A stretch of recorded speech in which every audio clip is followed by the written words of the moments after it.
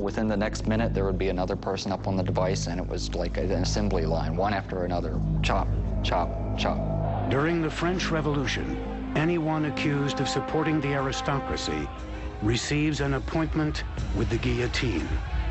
In just 1 year alone, the guillotine removes 15,000 to 40,000 heads, earning this time period the name Reign of Terror. The unique part about the guillotine is that it takes only about 2/100ths of a second to actually decapitate, virtually instantaneous. So even though it cuts through all these tissues, the condemned really doesn't even know that it's happened. So the calculated speed of the blade falling through 8 feet is 15.5 miles an hour. That doesn't seem like it's really fast, but it actually all is going to happen within 0.7 of a second. Our acceleration here is constant. It is due to gravity, because that's what's propelling this system.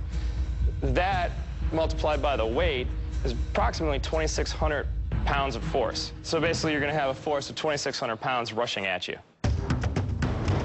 To understand how the guillotine harnesses gravity and focuses its power on a single point, a life-sized replica will undergo testing. This is sort of a hybrid of two different models that we looked at. Well, we sort of modernized the release mechanism. We've made a pneumatic piston, and we've tied a loop in the rope. So piston pulls back, releases the loop in the rope, and the blade comes down. We worry about safety having anybody around it because this thing is lethal. If you were to get your hand in there, cut your hand clean off. I mean, it can cut a person's head off, and we're going to cut this pig leg here. The density of its meat and bone will simulate the resistance of a human neck. So we're going to do our guillotine demonstration, and I'm going to give it a quick countdown, and down she comes. 3, 2, 1. During our experiment, a couple things went wrong. The pig's leg is wedged between the back of the blade and the front of the lunette. The piece of ham didn't have enough mass sitting on the outside to keep the blade from deflecting outward. So as it hit, it wanted to deflect out, and by doing that, it deflected a lot of its energy outward. Because the guillotine ripped apart the pork leg, a different simulated neck material goes under the knife. We've replaced our pork leg with a ham loaf. We've placed a 3/4 inch dowel, wooden dowel, inside the loaf to simulate the human spine. 3, 2, 1. This is actually showing me that back in the day, an executioner actually had to experiment a lot with their machine to dial it in and perfect it, and that was their craft. They would put slight improvements every single time they used it to make it better. The main fault that I think that was going on with this is that as the blade comes down, the blade is about 4 inches away from where it needs to sever. So we're not creating a pinch force. So we're going to get more of a tear force to deflect the blade out. If the blade was more close in, it would act more like a scissors, and it would focus all that energy a little bit better in a slicing motion. After a few adjustments, the guillotine is ready to simulate another execution. Now we've placed our foam dummy in the guillotine, and we're going to see if we can just chop his head off.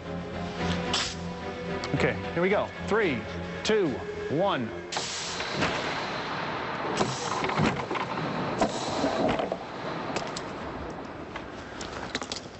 Well, as you can see, it wasn't the cleanest of cuts.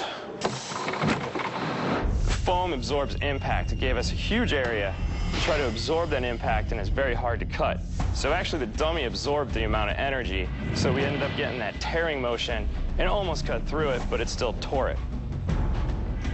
The engineers suspect that each of the failed demonstrations lack the same thing: body weight to help create the necessary pinch force. In addition to just strapping it down, we've inserted a metal rod into the back of that just to give it a little stability, and then put some straps on the rod to hold that down. The whole point of this is to simulate some body mass there and give it a little leverage. 3, 2, 1. As the blade would come down, it has to be perpendicular to actually focus all that energy into what it's cutting. The people that would have to make the guillotine would have to make sure they took a lot of care into precision manufacturing of this actual machine.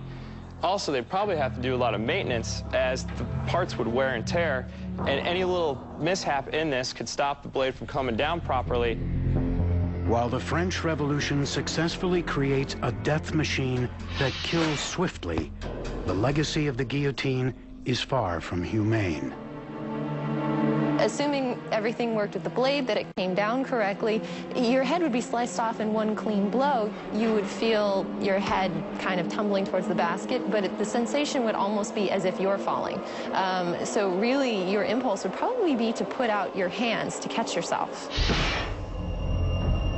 Experts wonder if the guillotine encouraged the vast volume of bloodshed during the French Revolution. As an execution device, it's quite quick and quite painless if done correctly. This is why the guillotine remains an approved method of capital punishment in France until 1981.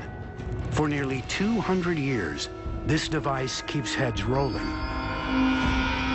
This was a very messy way to die, and maybe people became kind of